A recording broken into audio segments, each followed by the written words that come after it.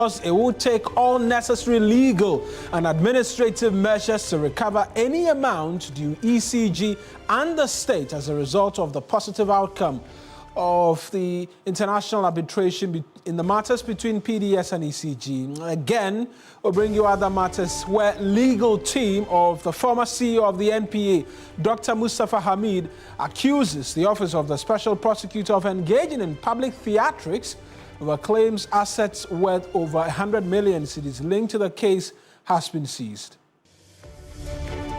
A lot later, the Environmental Protection Agency authority launches massive seizure of excavators and shangfan machines used by illegal miners in the Ashanti region.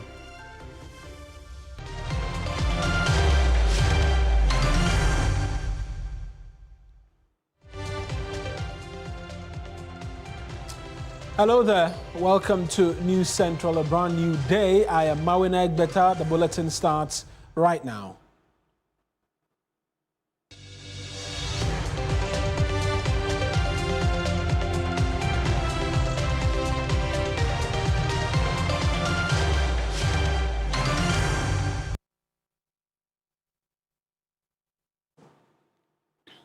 Now, government says it will take all administrative and legal steps to recover any assets due ECG and the state over contractual dealings with Power Distribution Service, PDS. It follows a favorable determination by the London International Court of Arbitration over disputes which arose over the botched power concession agreement in 2019. PDS dragged ECG and the government of Ghana to the International Court, arguing the country breached terms of the agreement in the decision to terminate the concession agreement between the two. Well, in the last 24 hours, a determination has come through from the London International Court of Arbitration, bringing to an end the near 5-year legal tussle. Let's walk you through some bits of the proceedings and then the details and the outcome as we have been made aware of via documentation from the London Court of International Arbitration. And we're going straight onto the dashboard and then glimpses really of what this means going forward. And then we'll look at as well the Energy Ministry and their reaction to all of this in the last 24 hours. And so of the many things that came up, the tribunal's key findings included that one, whether or not PDS's claims were dismissed entirely, that conclusion was very straightforward. It was something that was arrived at plainly if you read bits and pieces of the judgment. It says the tribunal ruled that PDS had no valid basis for compensation or damages. Also, the second finding, the demand guarantees were declared void ab initio, invalid from the outset. And if you remember, going back in the day, there was the back and forth guarantees, precedent, guarantees, subsequent, and what have you, which dominated a lot of the conversation in the aftermath of the termination of the agreement by the government. This is what the Court of Arbitration arrived at, that under both Ghanaian and Qatari law, the guarantees were never legally binding. They go on to say that fraud involving Alkut insurance officials invalidated the guarantees. The tribunal found no evidence of fraud or malfeasance by PDS, but still ruled the guarantees void due to the fraud of third parties. Again, on conditions precedents 24 and 31, they arrived at they were not satisfied or waived. And under these conditions precedents related to providing valid payment securities under the BSA and LLA, and we'll get to understand what the both of them of that means shortly. Their non-fulfillment meant the agreement never reached operational phases, and ECG was entitled to terminate the lease and assignment agreement and bulk supply agreement, which was between the two companies, and the tribunal confirmed that ECG indeed lawfully terminated the agreement. And the transfer dates confirmation letter was also a subject of interrogation by the tribunal. They arrived at the fact that it was found that it was voidable for common mistake, not for misrepresentation, and ECG properly rescinded it through its letters of 30th July and 23rd October 2019. On jurisdiction, well, matters of jurisdiction came up as well. But let's go a bit more into details as to the LAA and then the BSA. And so the LLA was the main contract between Electricity Company of Ghana, ECG, and then Power Distribution Services. It is what allowed PDS to lease, manage, and operate ECG's electricity distribution assets for that 20-year period. So substations, the lines, equipment, etc., for a 20-year period. And then there was a BSA, which was a bulk supply agreement, which saw to it that under this, ECG as a power supplier would sell electricity to PDS, which would then distribute and sell to its customers. Because of the many things we're seeking to do, and it is one of the things which has come up under this administration, which is currently going through a number of processes before cabinet, is leasing a concession of some sort where the sale of electricity and its distribution will be taken over by a private company to enable us rake in the needed revenue amongst many other things. There is a statement that's come through as well from the, I get the indication that that's not here with us just as now, from the Energy Ministry, as with a reaction to the development which has come through. I'm just going to walk you through that as well, because the ministry says that they've taken notes that this situation, which is the arbitration, should never have arisen in the first place. They say that the poor decisions during the selection and approval process of a concessionaire at the time, leading to the formation of PDS under the previous administration, directly contributed to what it is that we have seen today, and that the country, Ghana, lost $190 million in the Millennium Compact funding from the U.S. Millennium Challenge Corporation in 2019 as a result of those decisions. Then the assurance comes that they will use all necessary legal and administrative steps to recover any amounts due to ECG and the state as a result of the process.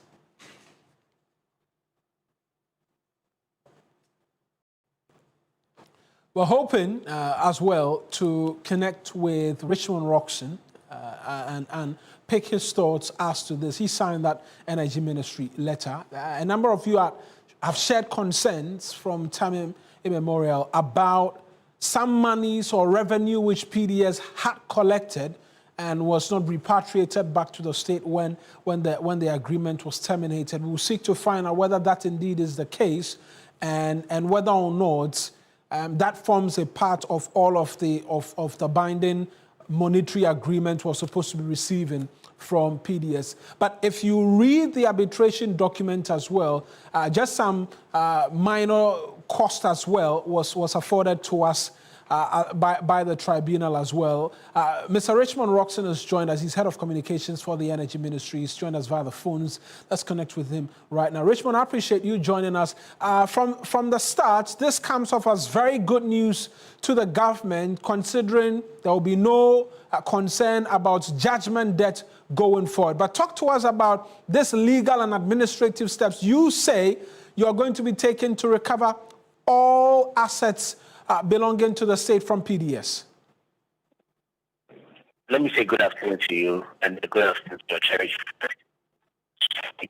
This is good news. The government welcomes this decision. In the first place, we shouldn't have been here. We believe that if the processes commenced a couple of years back by His Excellency the President in his first term, if that administration, given that administration had continued, I'm sure that today we would have seen a better ECG, where we wouldn't have lost $190 million and we wouldn't have been engaged in these needless legal battles. Don't forget that this is not the first legal issue that ECG had to deal with. In 2019, PDS sued after the government itself came to the realization that the demand guarantee that was provided was fraudulent. And this is because the government had abandoned the detailed process, which had led to a number of reputable companies come on board to partner with ECG to improve the system. And so we rest assured that, one, this kind of process will not happen again, the process where people's personal interest, selfishness, and greed takes interest ahead of national interest should never happen. And for the administrative steps, the Office of the Attorney General obviously will brief the nation on that. Obviously, will be in court, and then also take administrative steps to recover all monies to ECG. Don't forget that within the period, the revenues that PDS collected are still sitting with PDS. And those monies are not for PDS. Those monies are the bona fide property of ECG, and that you have the assurances of government that every single penny with PDS will be recovered by the country. I was going to go into the assets. You've mentioned a bit of it, a huge chunk of it, which was revenue collected. Beyond revenue collected, are there any other lingering assets in the possession of PDS which the Attorney General and your ministry will be seeking to appropriate back onto the state? Yes, of them, but at this point in time, I would decide to leave those conversations for the Office of the Attorney General.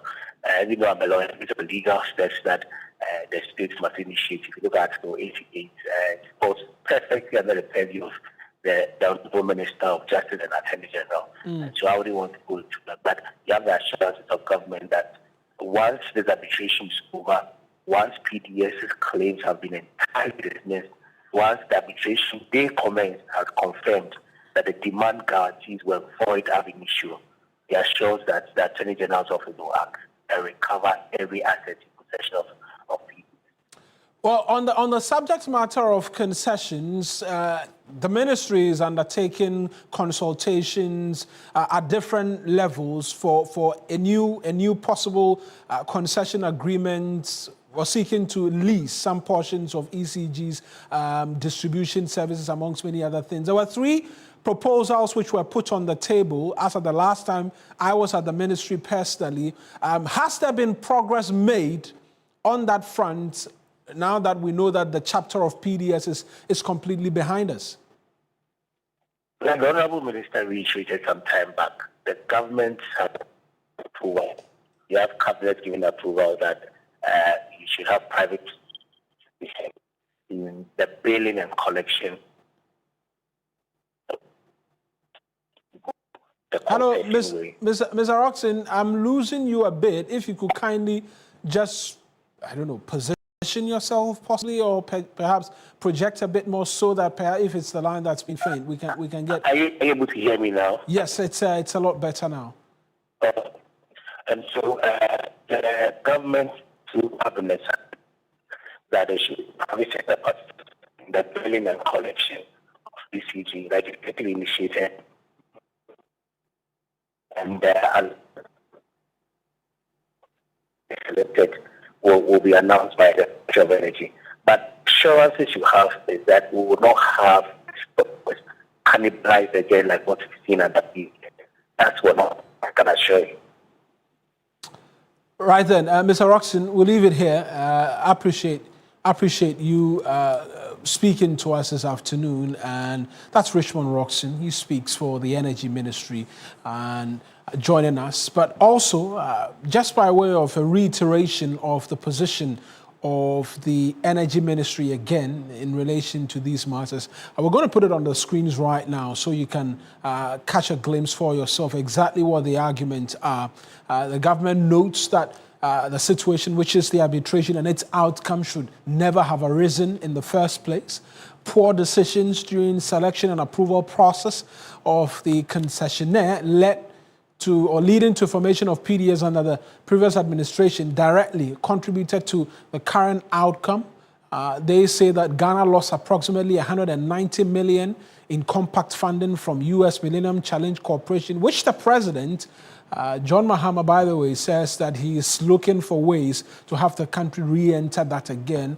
It will be important to know what the outcomes from that are. But the ministry assures the public that all necessary legal and administrative steps are being taken, and we've just heard Mr. Roxon reiterates that again strongly for us this afternoon.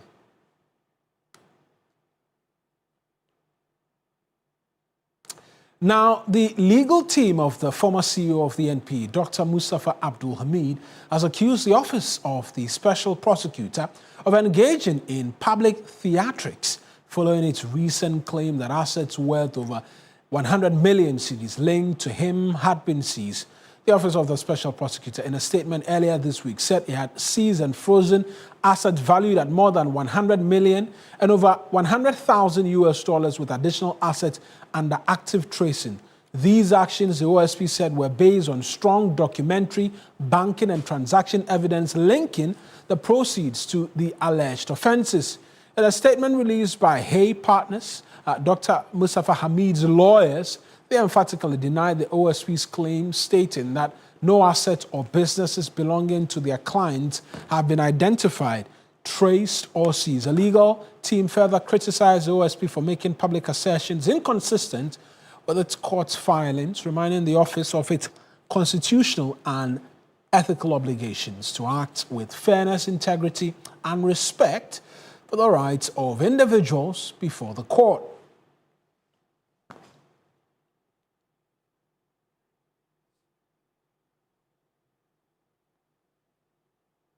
Well, we'll go for a quick break.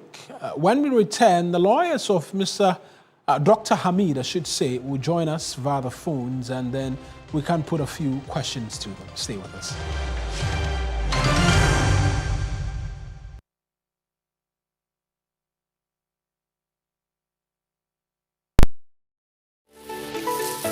Why are more and more professionals choosing Flamingo paint? As an interior decorator, I aim for that beautiful, elegant look. Flamingo paint has great hiding ability to cover and transform old walls easily with just one coat. Impressive. For me, as a professional painter, I love Flamingo paints because with just small paints, I paint huge area, meaning more profit for me. Great value for money. As an architect, Flamingo paint, with its well-researched and solid composition, guarantees durability for all my buildings. Flamingo paint, superior hiding, superior coverage, superior durability. Flamingo paint, simply superior. Introducing Koa Mixture, Koa Plus Mixture, and Koa MT Mixture, brought to you by Koa Research and Manufacturing Limited Company, proudly made in Ghana. Formulated to support your general well-being. For those seeking immune system support, there is Koa Plus Mixture. Support your body's defenses and stay strong. When it comes to combating malaria, Koa MT Mixture will aid your treatments. For effective relief from malaria symptoms, try Koa MT Mixture. Koa Mixture, Koa Plus Mixture, and Koa MT Mixture are not recommended for pregnant women, lactating mothers, and children under 12 years. Always take a malaria test before using Koa MT Mixture. Choose Koa Mixture, Koa Plus Mixture, and Koa MT Mixture for your health needs. Available now at pharmacies nationwide. For bulk purchases, contact 0244 726611 or 0591 565 778. This advert is FDA approved. It's match day. The rivalry, the history, the patching, the super clash. Hartlepool versus Asante Kotoko. Sunday, 9th November at Transport Stadium. Come witness the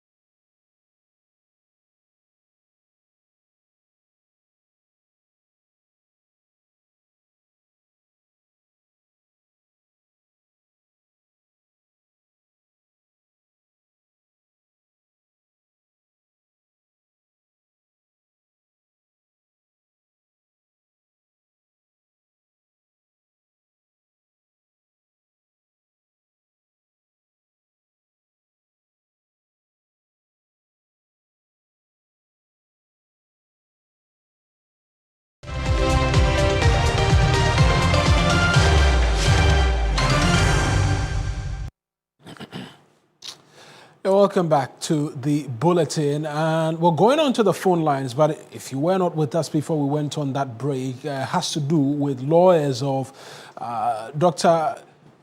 Mustafa Hamid asking the OSP to avoid the theatrics, the public theatrics he's engaged in. Joseph Dindiok Pemka, as a legal counsel for Dr. Hamid, is joined us via the phones. I appreciate your time. Counsel, you appear to have issues with the manner in which the OSP reacts to matters concerning your clients. Is that what we are to get based on the releases that we've seen from you? Yes, thank you very much. And thanks to your cherished viewers and listeners, and thanks for having me. Now, you've read our response to the OSP's release. If you ask me, I'll tell you that what the OSP did is absolutely needless and uncalled for. You see, I have said it time and again, and I have referred lawyers. People are deliberately staying away from that provision. And let me repeat it. Go and check Rule 42 FII of LI 2423 of 2020. What the prosecution is doing is completely unacceptable. Inciting public sentiments against accused persons who are not convicts is completely unethical and unacceptable and must not be entertained a minute. None of the persons is a convict, and yet you run commentary as if they are convicts. You are talking about confiscation when you have not even convicted the persons and you have not linked whatever you are talking about to process of crime. Not even that is the case. But the continuous, deliberate attempt on the part of the OSP to malign and link Dr. Mustafa Hamid to the prosecutions they are engaging in. And the perspective is clear. Please go and take the charge sheet and the facts. The properties in question that he's talking about, none of the properties in that 100 million claim he's making, none is linked to Dr. Mustafa Hamid. None, not one. Mr. Pamka, if you read clearly... Hold on. The properties he claimed, he traced it to some of the accused persons and some companies that have no relationship with Mustafa. Right.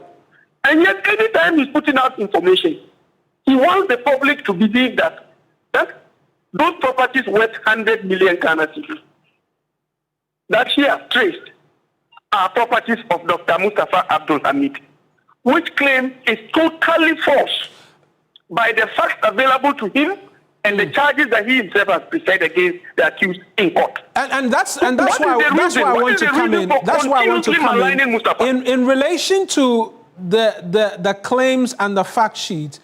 Nowhere in what we've seen the OSP put up has he suggested or claimed that the 100 million cedis, $100,000 in assets seized and the likes is linked to Mustafa Hamid. He says the case.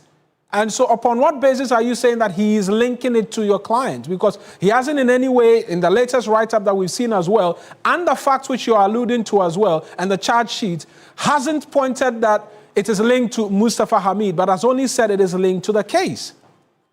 So why, with the greatest respect and humility, my brother, with the greatest respect and humility, what is the reason for the latest statement that was issued? Didn't he say that he was responding to a statement by Mustafa? And reiterated the fact. In the first place, what you are saying he was responding to Mustafa and reiterated the fact in relation to the case. No, you see, you are getting it wrong, and I have to point it out to you. Right. If there are 10 accused persons, and then one accused person out of the 10 makes a statement and you are responding to it, and you talk about seizure of property worth 100 million, what are you insinuating? Does anybody need to know, need to ask you any further questions to know that you are trying to tell the public that the person's property that you have traced is 100 million. You So need it's anybody to tell a you. case You of... don't need anybody to tell you that. Because It's he was responding to a video that he has seen of Mustafa. You don't know what he said? That was what he said in the statement. That they have come, a statement, that a video has come to their attention. And they want to state for a fact that properties worth 100 million have been traced. So when you are responding to a video and you say that, then you can tell me that the person you are responding to has nothing to do with what you have said. Did he say that in the statement? Did he say in the statement that the 100 million they have traced has nothing to do with Mustafa? If that is part of the release, the OSC may read it out to me and let me hear you. Read any part of the statement of the OSC that says that, yes, we have traced property worth 100 million, but out of that property worth 100 million, nothing is traceable to Mustafa. Read that portion that says that to me. So What we know is the portion reads that it is linked to the case. And the commentary being run disgracefully. Why? Why are you defending them? We are not seeking to defend. We're only trying to put forward the different arguments and the fact that if we read the latest response that came from the OSP, and obviously my production will try and pull up the fact sheet as well, because I don't have that readily here, but they will seek to bring that up if time will allow us to continue the conversation. He just points to the fact that the case, and so I'm asking that the insinuation, you argue, is that he's seeking to insinuate amongst many other things that the properties belong to Dr. Mustafa Hamid, and that's why you have a concern. The concern. And in the charge sheet and the fact, he is very categorical that this company laundered money, that company laundered money, and there are directors of those companies. Mustafa is not one. He's not related to any of them. And then he goes ahead to say, this property has been traced here, this property it is in the name of this, is in the name of that. None is linked up to Mustafa. So why constantly, anytime I want to say anything, it is Mustafa's name? Why? What is the rationale behind it? Why? What's the rationale? So, look, my brother, I have stated it time without number, and of course without equivocation, that it is only, excuse me to say, enemies of the state who will say that graft should not be fought. Right. Any person who says graft should not be fought is an enemy of the state, including you and myself. But let's put things in perspective.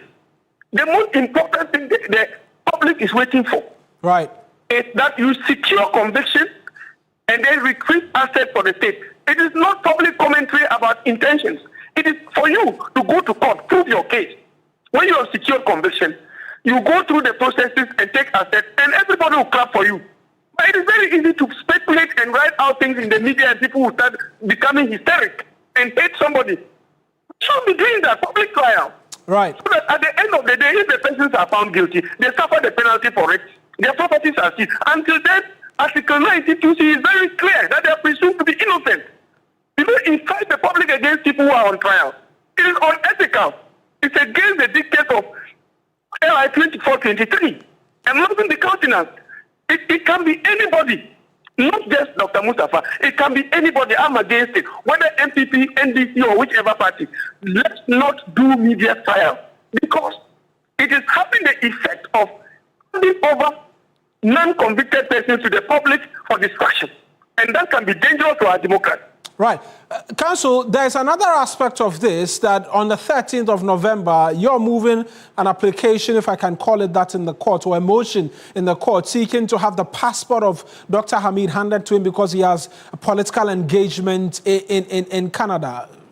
Provide us with a bit more details as to what the basis of this attempt you're seeking to make is.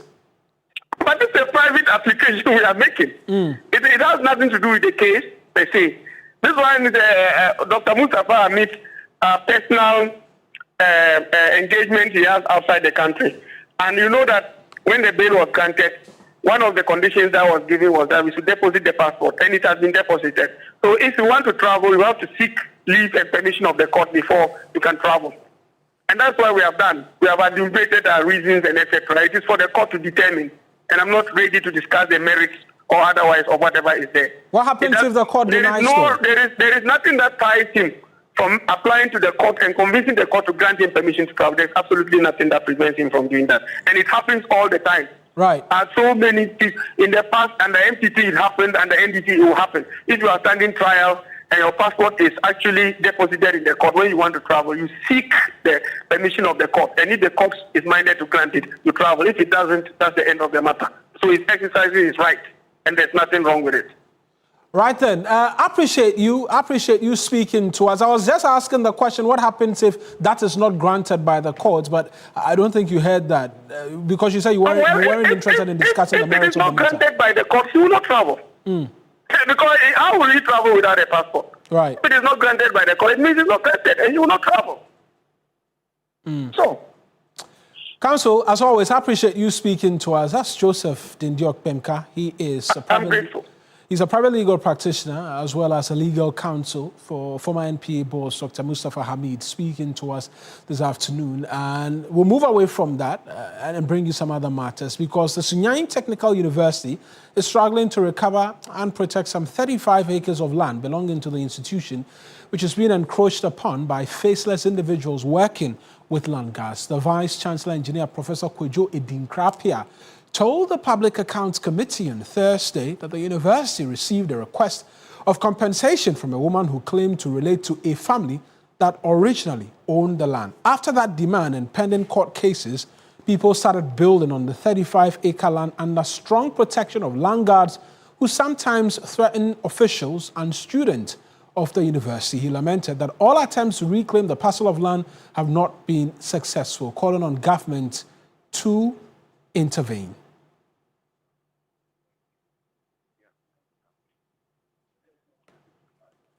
Free from encroachment. Thank you. Thank you very much, Provisy. So, less the 35. The rest of the land, is it safe?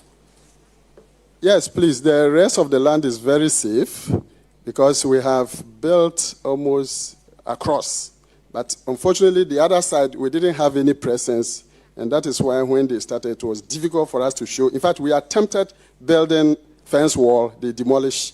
Anything that we put there, they demolish. We went to put 2 metal containers. We thought as for metal containers, they could not do anything harm to it. So the containers are still there, but they have sold the land around it. So if you attempt going there, you see people wielding machetes at you and all that. So it has become very difficult for the staff of the university to actually penetrate. Thank you. Thank you very much, Provisy. Please protect the rest for the good people of Ghana. Thank you. Thank you very much, Honorable. But sir, this issue came up in your last audit, didn't it? Yes, please. And the council had advised you to build a structure out there. Yes, Honorable Chair, that is what I mentioned. So we sent containers there, metal containers. Previously, we had attempted building the fence wall. They demolished it. We went to council approved. Christian Yale is our man in Parliament. Let's connect with him right now and get details of exactly what's been happening. Chris, we know public institutions have been appearing before the committee since yesterday. We've just walked through one of the issues from one of such institutions. What other matters have come up?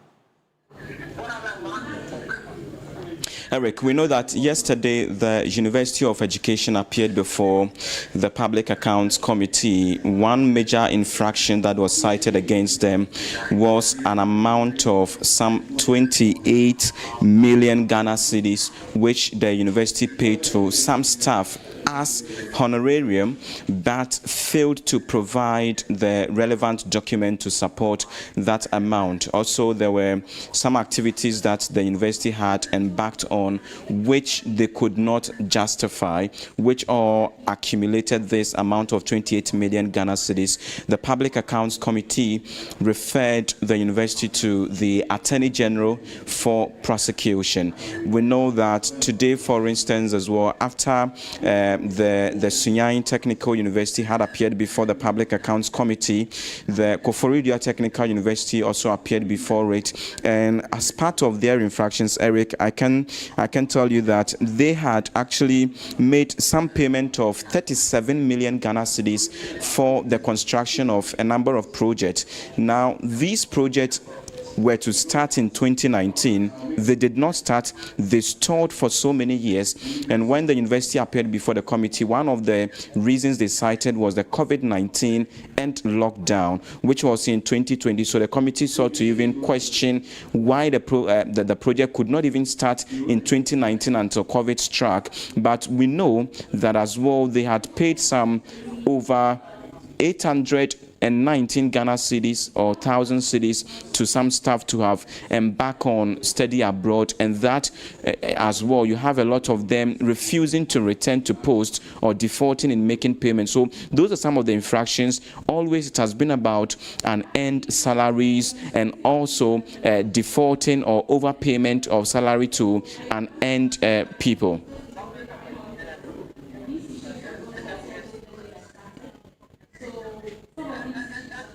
That light, we know that for the university, for instance, where they say that the land encroachment has become an issue, what are the recommendations from PAC, if possible, or are there interventions being proposed to help them begin a reclamation of the said land before we move into what is expected to happen later on the floor of the House as well?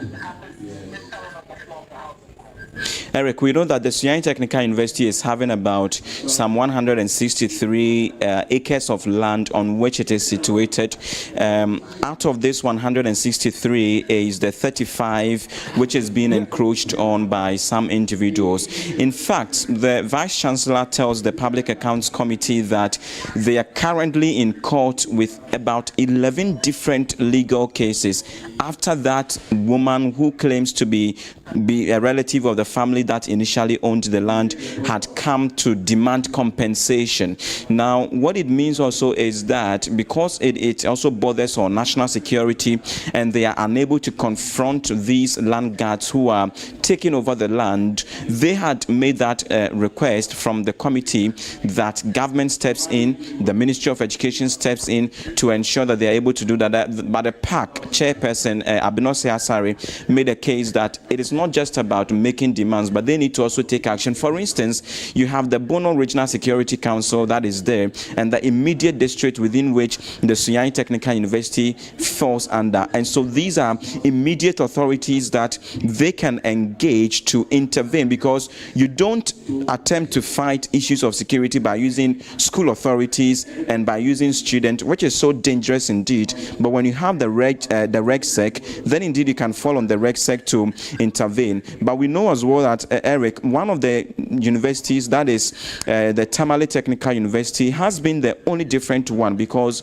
their balance sheet was in good standing. They had all their figures right. They have reclaimed all the things all the infractions that were cited against them. And indeed, they had received that kind of commendation from leadership of the committee as well as even members of the committee. So far it has been only the Tamale Technical University that has really stood out of all the rest who have come with different sorts of infractions. But Eric, I can even tell you as well that we've had the University of Energy and Natural Resources, which is also dealing with a difficulty to recover some 1 million cedis of unearned salary. So these have been some of the suggestions that the universities immediately act right and engage their immediate authorities, including the security, to deal with some of these issues. Eric.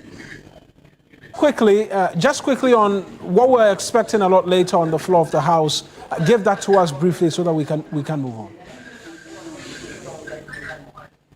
In fact, yesterday we were to have the Minister for Roads and Highways, Gavins Kwame Agboja, appear before the House to answer some questions. But you know that due to the sword cutting for the road project, the road project which the President launched yesterday or cut the sword for yesterday, he couldn't appear before the House. So the communication we had received from the majority leader of government business was that he is likely to come before the House today. Most often, you have a lot of constituencies constituency-specific questions and a few more that are coming with some national interest. But there again, you have that also about the Ghana Scholarship Authority Bill, which has been pending from even the last sitting. It is currently at its consideration stage. It is likely that would also be programmed to be dealt with, and a number of statements that probably members of parliament will deliver. But also we are looking forward to possibly a surprise. You know that the police CID has been talking about the minority leader Alexander Afenyo-Markin concerning that altercation between him and a police officer, which they have brought some revelations concerning that. We hope to see that, if possible, we could get some reactions from him, or even on the floor, as it were, you get him to comment about some of those issues. But this week has been big on Galamsey among the MPs who are rallying behind the call for a drastic measure to deal with it. Eric. As always, I appreciate you and the details you bring to us. Christian Yale is my colleague in Parliament. He will take us on to By the Numbers.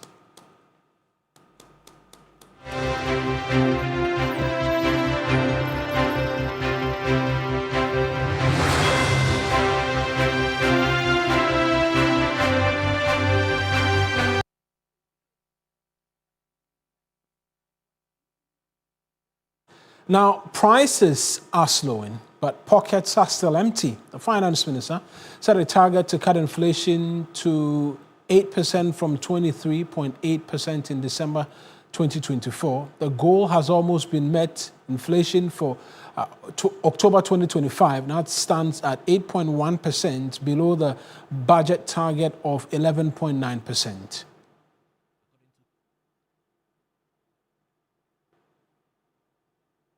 Let's hear from the finance minister.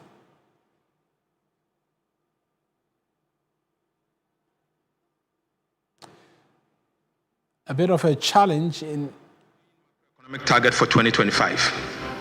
1. Overall GDP growth at least 4.0%. At least. Non-oil GDP growth of at least 4.8%. End year inflation rate of 11.9%. Primary balance on commitment basis at a surplus of 1.5% of GDP. Ladies and gentlemen, in October 2025, inflation reduced to 8% from 9.4% in September. This means that prices in Ghana were 8% higher in October 2025 than they were in October last year.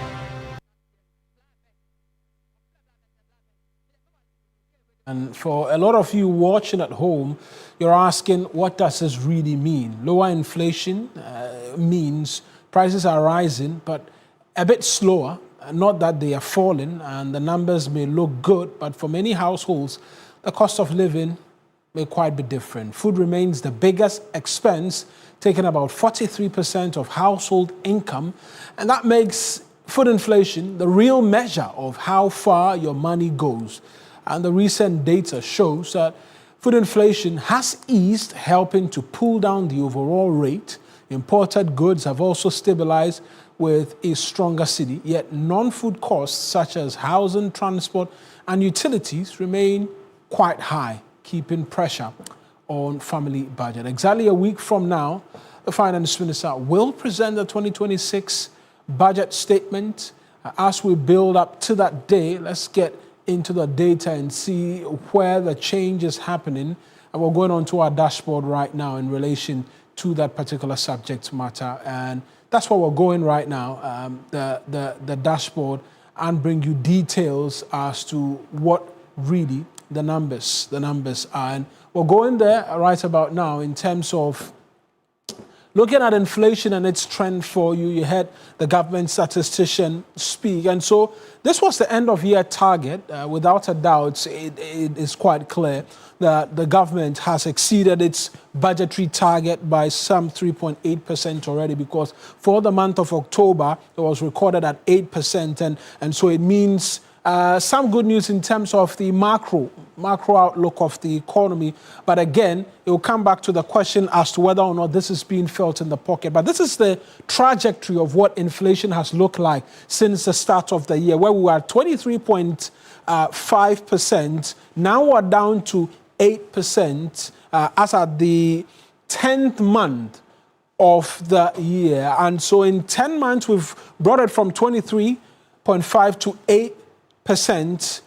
What are the key drivers, reason why it continues to remain at 8%? We see recreation, sports, and culture, things that people are expending money on in terms of the little debriefs after a stressful day and week, leading the way with 15.1%. Housing, water, electricity, gas, and other fuels. And mind you, prices of fuel has dropped in the last few weeks, but comparatively, as compared to other years when inflation was high in the 2020s, you'd say that it's come down considerably, but it continues to be among the many things which is keeping inflation in the regions where we're seeing, despite many saying that, I mean, it's great.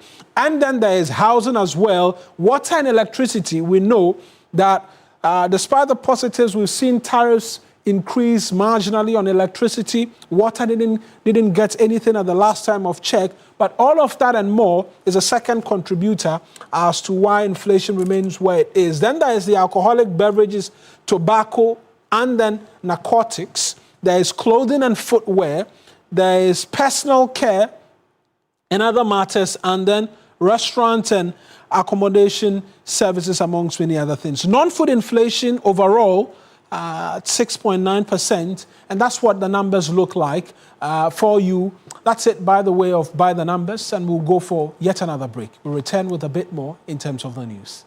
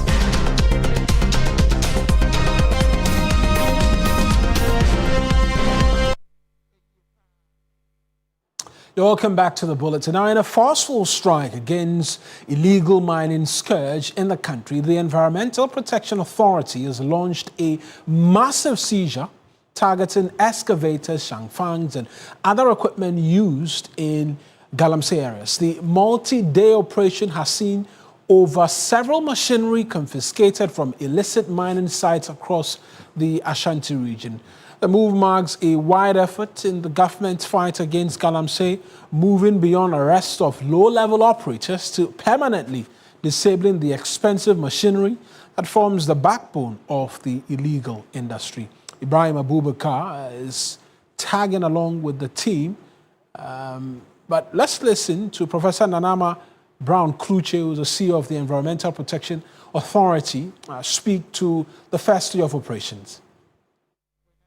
We are deeply worried because our estimation and also reports from World Bank confirms that we have about 3 million hectares of land that are degraded, and it takes us all to restore the land. If we have to get all this land back to its original state, it involves backfilling the holes, giving the water or the rivers their original path, planting the trees that were there, and get the place back in order. That's a huge cost on the state. Government, EPA, we are advocating for private sector to come in to support with reclamation of our land, then to restore our water bodies as well. So EPA is in the process looking for funds, seeking, requesting for proposals in the reclamation of our land and the cleaning of our water bodies. So that's what we are currently doing. It's worrying, but it's our mandate to also protect the environment.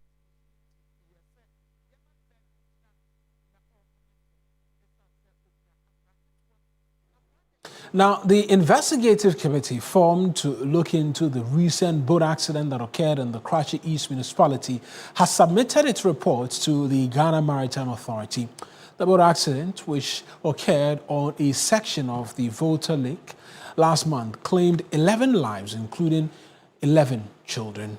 Correspondent Faisal Abdul Idris is joining us via the phones for a bit more in terms of an update. Faisal, do we have an idea what is contained in this investigative report? So, yesterday, the investigative committee submitted the reports to the Ghana Maritime Authority and its board at Karachi. Prior to that presentation of the report, the Ghana Maritime Authority had been engaging boat operators in Pando Toko, Dambai, among others. The details of the report, the full details of the report, have not been made public. But what we know is that there are two recommendations that were highlighted yesterday. One is the issue of local boat operators who are using fishing boats to carry passengers. The committee is saying that the GMA and all other relevant authorities must take steps to halt the usage of fishing boats for commercial purposes.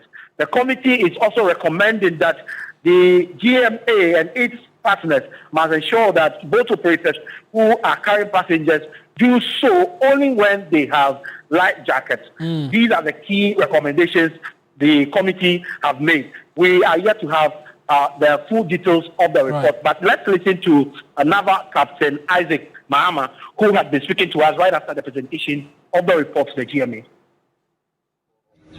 Boat operators to stop using fishing boats for carrying passengers.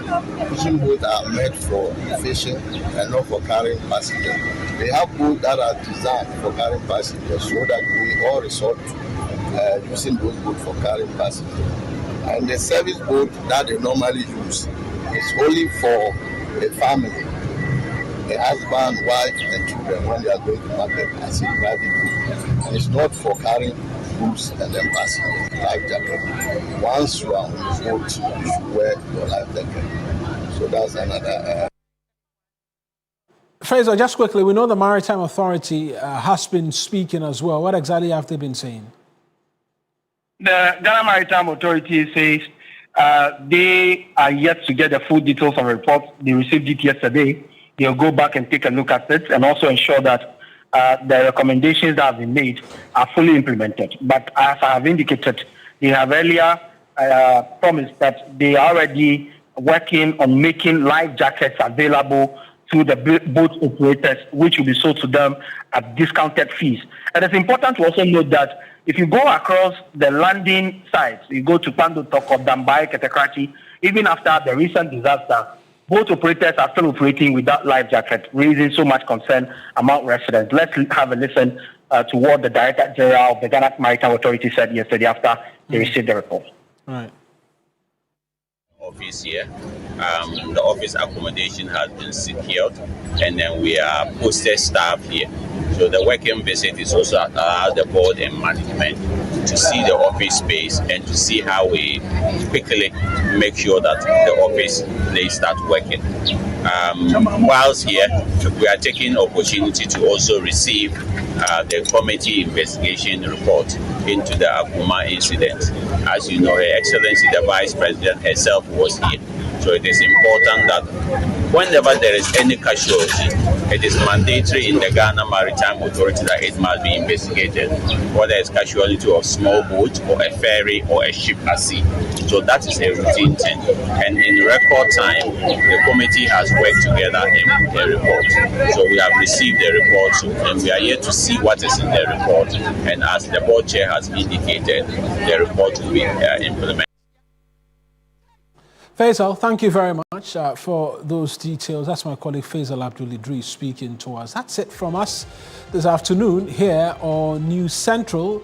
We're back again tomorrow. God willing, with another exciting edition. Normal programming. The afternoon show is next on your television. At 4 p.m. there will be Business Brief as well as News in Brief. 7 p.m. News 360. 10 p.m. Ghana Tonight. Do stay tuned in. I am Mawuena Egbeta. Many thanks for watching.